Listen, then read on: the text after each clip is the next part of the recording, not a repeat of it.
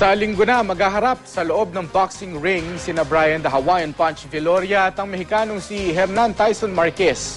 Excited na sa laban ang ama ni Brian. Sigurado raw siyang mananalo ang kanyang anak. Makibalita tayo kay Mark Masudog ng GMA Ilocos. Tiwala si Ben Viloria na mananalo ang anak na si Brian the Hawaiian Punch Viloria sa darating niyang laban. Handa na si Brian na makipagtagisan ng galing kontra sa Mexicanong si Hernan Tyson Marquez. Buwang suporta ng mga kaanak ni Brian. Amok nung niya ti kapasidad ng anak ko yun. Kwento ni Tatay Ben, bata pa lang si Brian sa Narvacan, Ilocos Sur. Nakitaan na siya ng husay sa pagbuboxing. Doon nagsimula ang kanyang training. Sa darating niyang laban, asahan daw ang iba yung lakas ng Hawaiian Punch.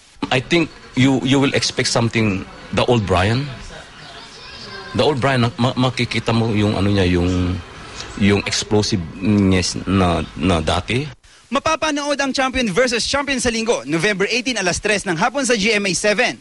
At ang replay sa linggo rin, alas 10 naman ng gabi sa GMA News TV.